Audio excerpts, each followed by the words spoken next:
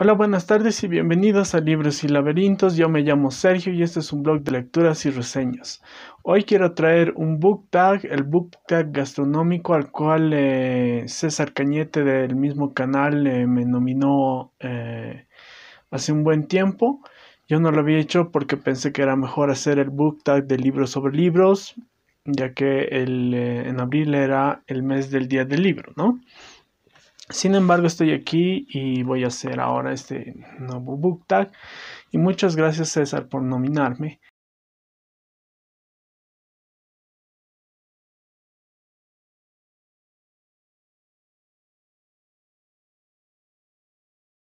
Y bueno, no sé en este momento de quién hizo el book tag, pero si lo encuentro lo voy a poner ahí en la caja de descripción.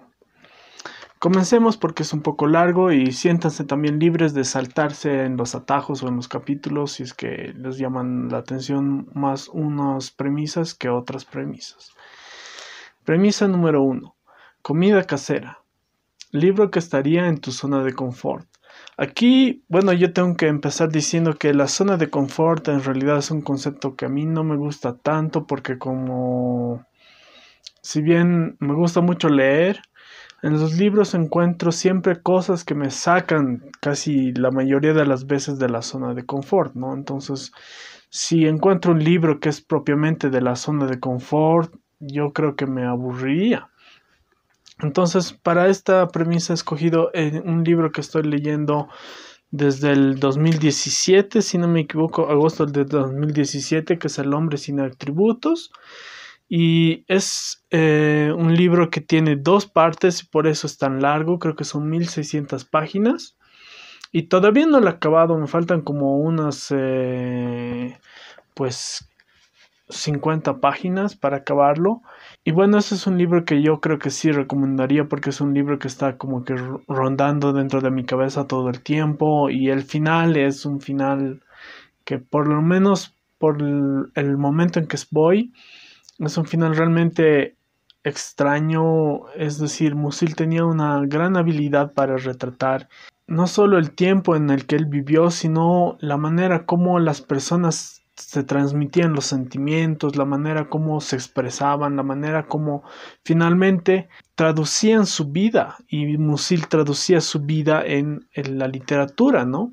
El hombre sin atributos es una novela que trata sobre un hombre sin atributos, al quien se lo llama así, que es Ulrich, y él, pues, en principio es un matemático y claro, le van pasando cosas que al principio uno no ve bien por dónde va.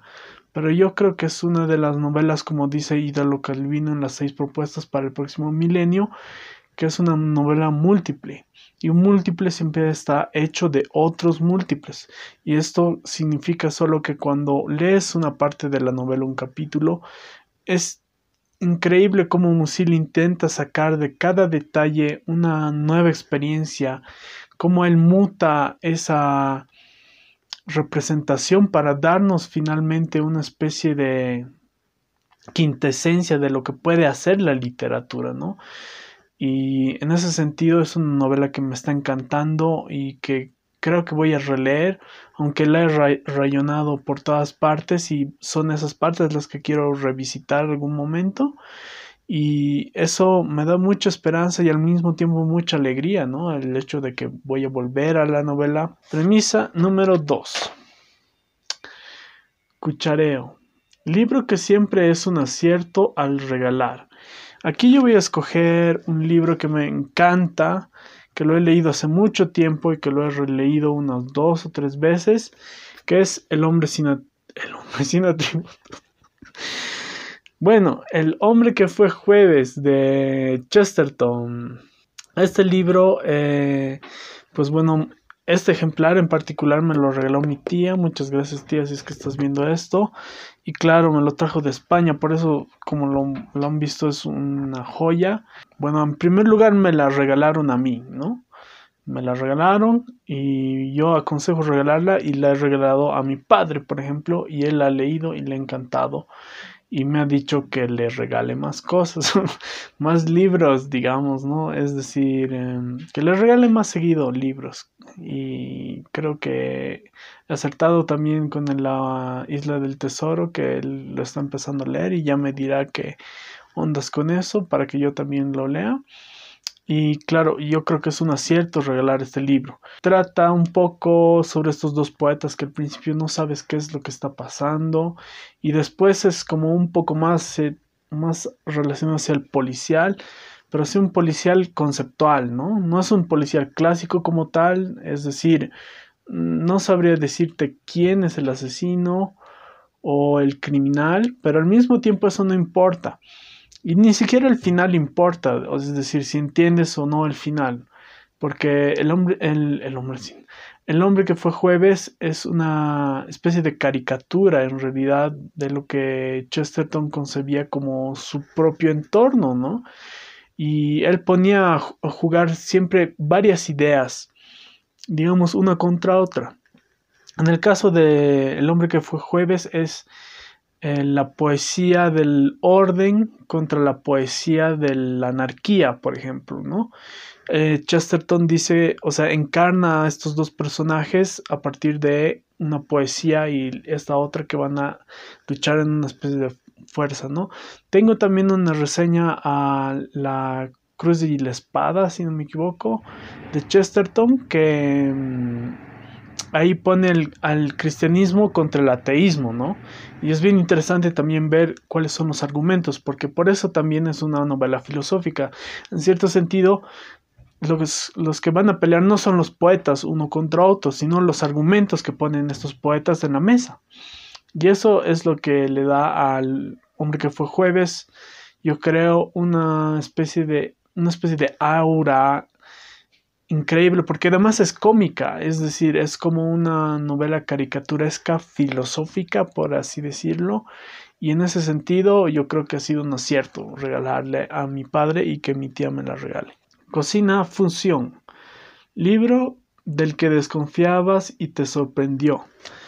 Bueno, aquí yo tengo que tomar a Thomas Hardy, Tess of the Ubervilles, que es una novela pues ambientada en la época victoriana, ambientada en la época, en el mundo rural de Inglaterra y al mismo tiempo está pues con todo lo que eso implica, ¿no? Es decir, un tiempo en donde la mujer no tenía muchos derechos o se le ponía trabas, por así decirlo, en la sociedad y este es un vivo retrato de eso, ¿no?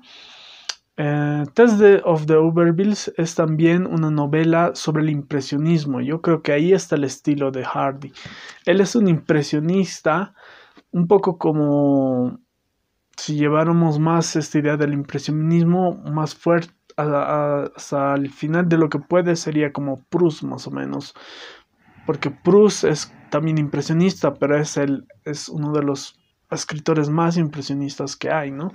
En cambio aquí la de los Ubervilles es como que ese impresionismo que todavía no está como que naciendo en la modernidad por esta idea de la revolución industrial, del gran capital que se reúne en Inglaterra. Entonces está naciendo, digamos, esa idea de impresionismo y Hardy es uno de los que agarra, digamos, muy bien este tipo de estilo para pintarnos no solo un paisaje de lo que fuese Inglaterra, sino también una especie de experiencia. En Test of the Ubervilles hay como una jerarquía social que hoy en día no está, por así decirla, muy clara, digamos, las supuestas clases sociales de las que se habla en la modernidad no son del todo o sea, no las hemos heredado como tal en cierta forma, digamos, ¿no? Hoy tenemos más libertades, tenemos un poco más de esparcimiento, por así decirlo, social en cuanto a las clases que son más móviles, digamos. En cambio aquí tenemos una espesura más densa, ¿no? Unos estratos sociales un poco más marcados. Y esos estratos sociales son de alguna manera algo que asusta, ¿no? Lo que me sorprendió de esta novela justamente es que hay detalles que están aferrados a este impresionismo que tienen una dinámica interna de tal belleza que te muestra, digamos, por así decirlo, un momento de eternidad, yo diría, ¿no?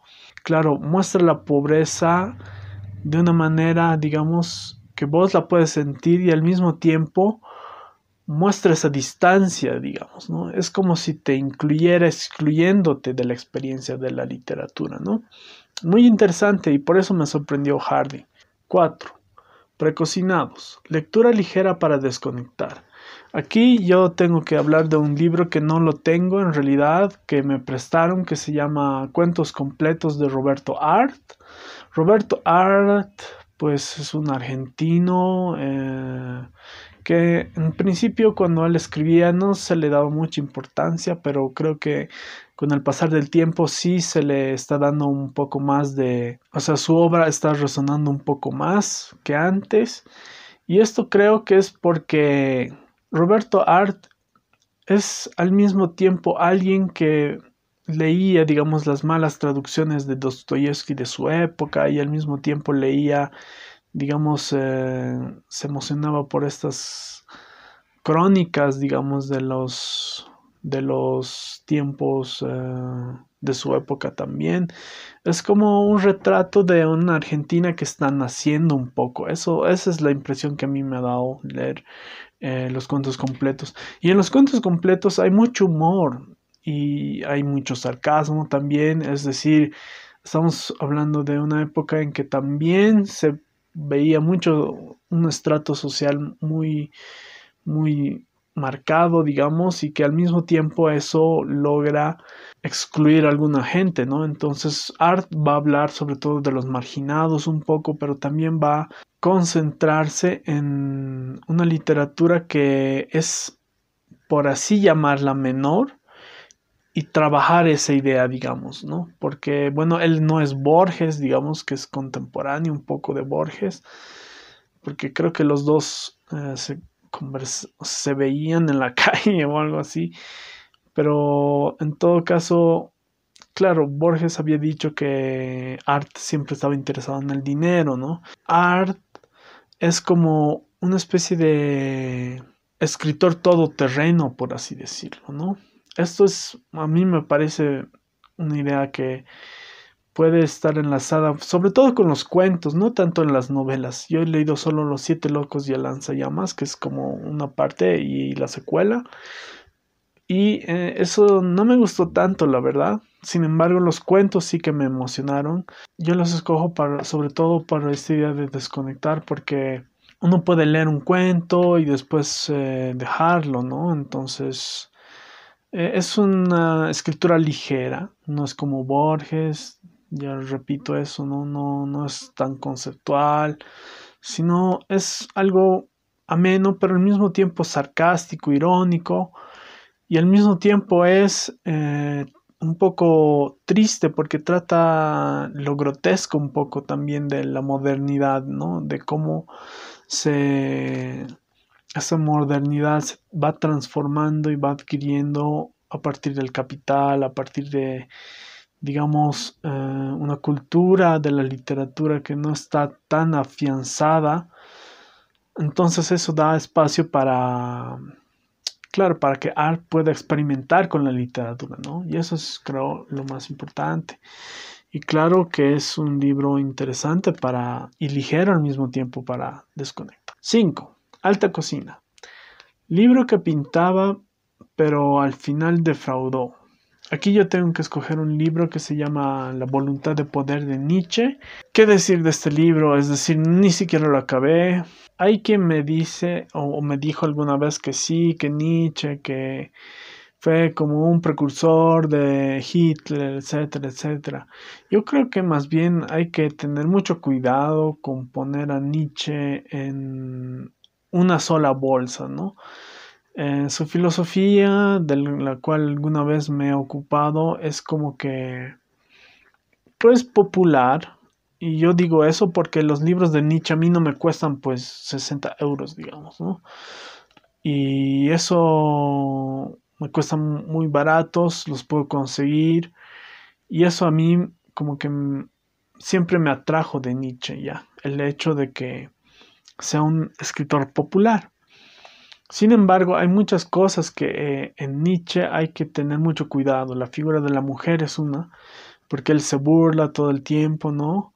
Esas cosas hay que obviarlas, obviamente. Hay que condenarlas porque no estamos en un tiempo en donde eso debería suceder.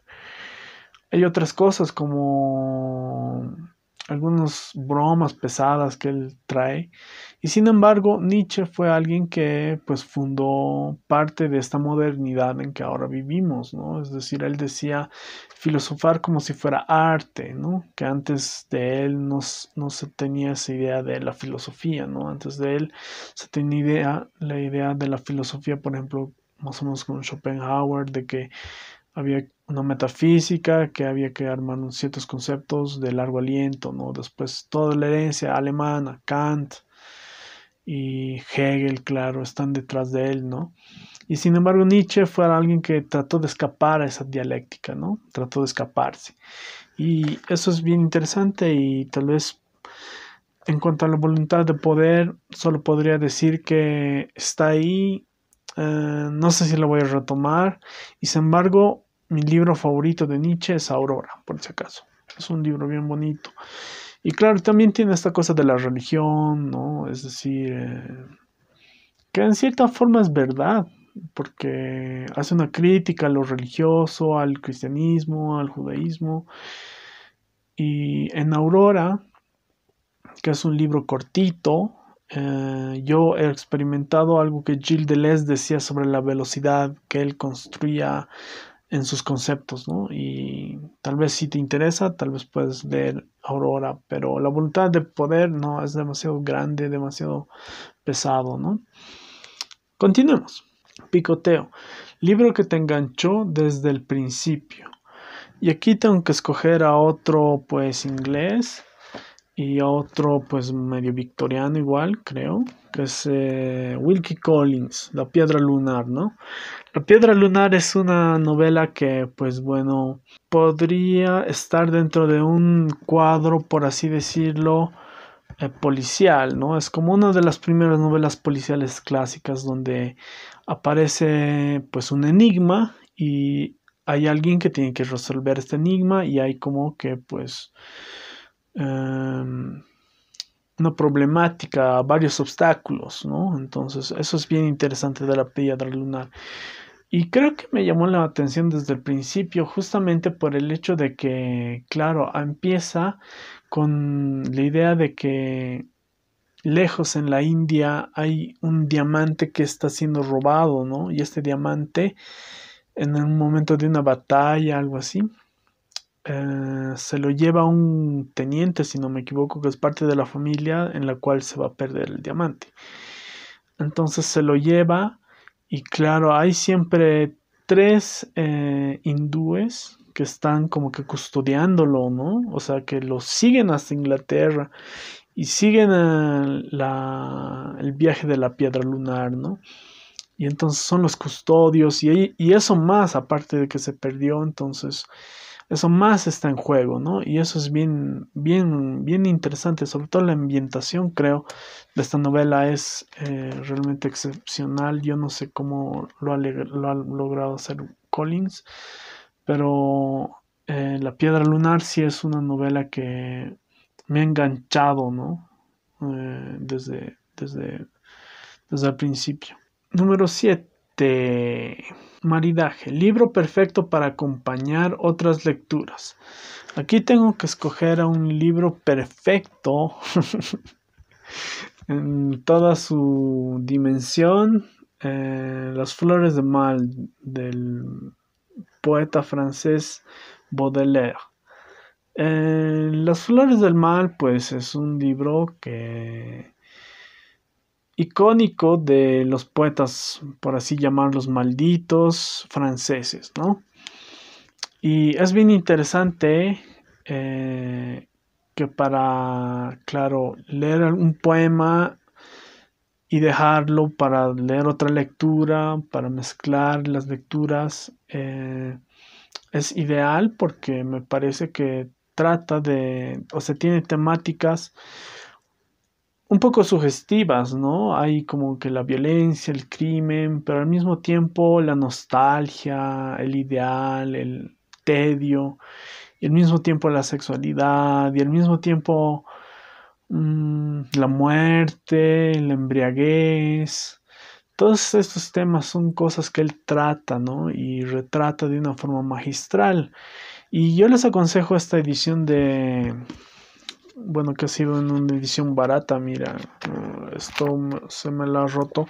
No aconsejo tanto la edición, sino que aconsejo esta traducción de Enrique López Castellón, es el traductor.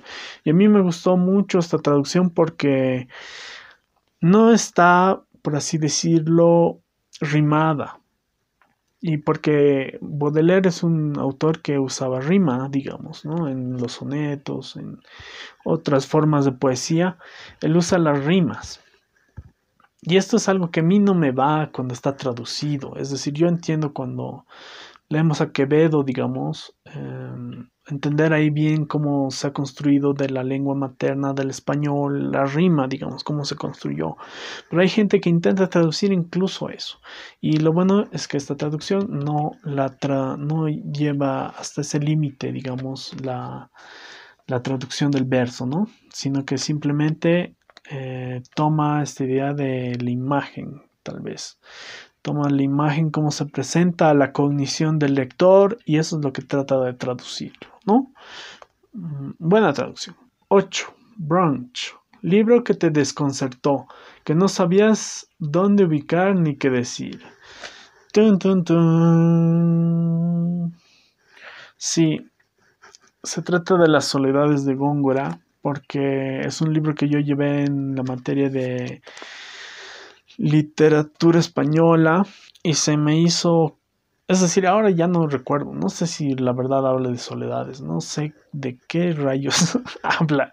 Es demasiado hermético y es un barroco que no es tan gentil con el lector, ¿no? Sino que intenta ser agudo, intenta ser para a los altos estratos de la sociedad, ¿no? Intenta ser un poema que pues presenta esta forma de sinestesia o protosinestesia moderna de una manera en que las metáforas están, por así decirlo, codificadas. Y eso es lo difícil de las soledades de Góngora, porque finalmente a Quevedo yo lo puedo leer.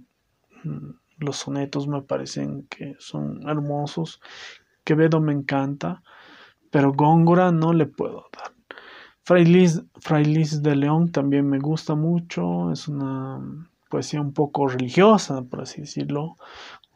San Juan de la Cruz también es un gran poeta, pero con Góngora no se puede, no se puede, no se puede. Número 9. Menú del día. Libro de bolsillo que te encantó. Aquí tengo que tomar un libro que realmente es uno de mis favoritos. Se trata de Faulkner y claro, este libro es como que todavía recuerdo escenas, sobre todo de la lluvia, ¿no? Y claro, esa muerte después. Pero hay escenas, hay momentos que no quieres destrozar leyendo, volviendo a recuperar la literalidad que ha sido modificada de tu lectura, ¿no? Eso es lo que me pasa con el Sonido y la Furia. Me da miedo releerlo porque tengo miedo que no sea como la idea que yo tengo de que creció en mi mente como una bola de nieve y que finalmente, claro, llega a plasmarse como una de mis novelas favoritas y sin embargo tengo un poco de miedo de que no sea como yo le imagino que es, ¿no? Claro que hay partes. La primera parte se divide en 4 partes y un apéndice. Las primeras tres partes, yo diría, las primeras 2 partes son muy interesantes. La primera, ¿verdad? De un personaje muy particular. La segunda también, la segunda es mi favorita. La tercera no es 6 de abril, no es tan, yo diría, tan buena, ¿no? Porque es la más realista. Y claro, la 8 de abril es también muy interesante, ¿no? Entonces, yo diría que sí, hasta ahora no has leído El sonido y la furia de Faulkner, y si te gusta Faulkner, entonces no sé qué estás esperando para conseguir este libro, porque es una belleza. 10. Restaurante Michelin, libro de 5 estrellas. Aquí yo voy a escoger a un irlandés que escribió hace mucho un libro que se llama Vida y opiniones del caballero Tristram Shandy. Ya había hablado un poco de este libro, pero creo que es interesante rescatar, digamos, la idea de cómo un libro no se puede repetir. Es decir, hoy en día vemos a los Ghost Riders, ¿no? Los escritores fantasma, que sacan todo tipo de libros de época, ¿no? Es decir, sacan todo tipo de novedades, todo tipo de novelas que van a ir directo a la guillotina porque no se van a vender, sacan todo tipo de, claro, de cosas que en realidad no nos llegan, etcétera, etcétera, ¿no? Eso creo que sucede en España, yo no sé. Yo creo que este libro, Tristram Shandy, es un ejemplo perfecto de algo que no puede repetir. O sea, podría serlo un Ghost Rider, pero alguien que esté en su sano juicio no podría repetir, porque esta es una novela que, en su química, esta novela, Tristram Shandy, tiene como al Quijote y a Rabelais como dos partes que se juntan, ¿ya?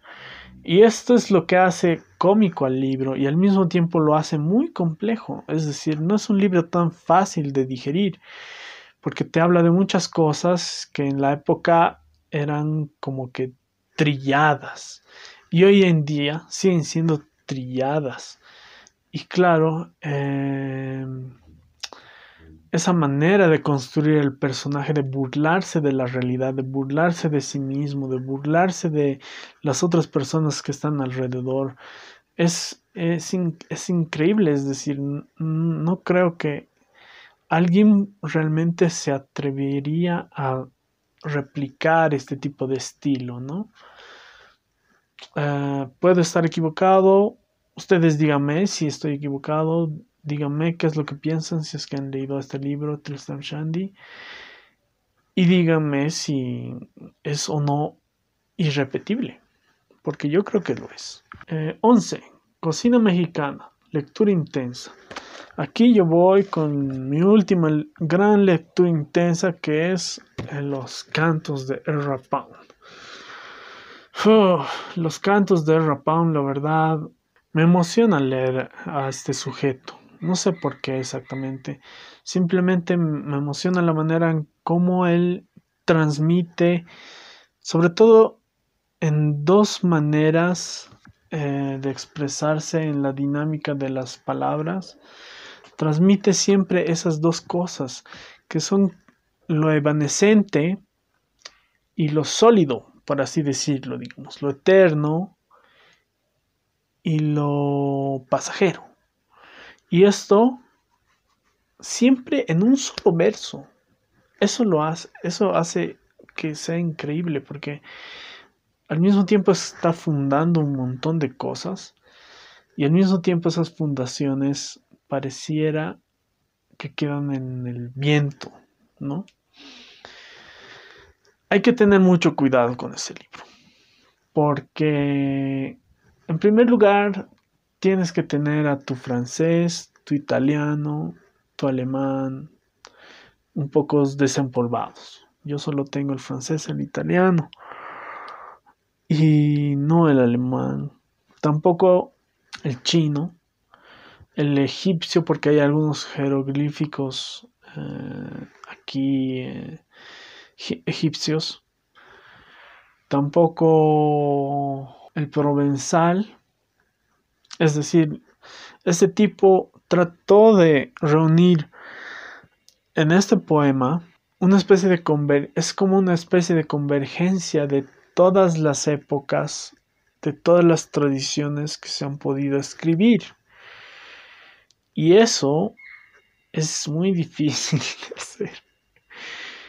Y claro, había momentos donde yo no sabía exactamente qué es lo que estaba pasando. Y creo que esa es la intención también del poema. Es decir, no te da completamente todo lo que te quiere decir.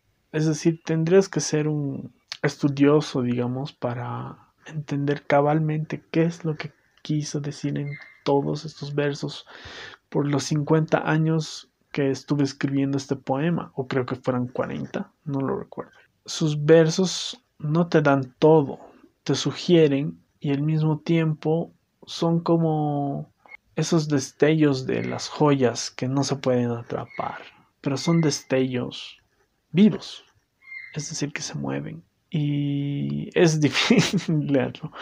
Yo creo que he sobrevivido y me gusta esta traducción de Jan de Jaer. Jan de Jaer, no sé cómo se pronuncia bien. Porque tengo la otra también de Cátedra que tiene la versión bilingüe. Y claro, en la versión bilingüe uno va, y creo que Jan de Jaer lo dice en algún lado también, que en la de Cátedra vas de arriba abajo, porque tiene un montón de notas la de Cátedra, y sin embargo no se ha podido concluir. Solo hay 3 volúmenes de 4 que deberían ser. Y la más completa en español es esta, la de Sexto Piso. Y la de Joaquín Ortiz, que es la misma traducción que la de Cátedra, pero claro, la de Cátedra nunca acabó el proyecto de las notas, que es lo que le importaba, ¿no? Porque son, son libros que están como que, claro, para estudiar sobre todo, ¿no? Y bueno, esa sería mi lectura intensa, por así decirlo. Es una lectura que me ha gustado mucho hacerla, pero que yo advertiría a la gente si es que quiere entrarse con Ezra Pound, que en primer lugar tenga por lo menos el francés y el italiano, que son como que también el chino mandarín, pero quién sabe chino mandarín solo para leer a Pound, ¿no? Es decir, bueno, hay locuras, ¿no? Por ahí afuera, pero bueno, eso sería. La última, ya estamos terminando.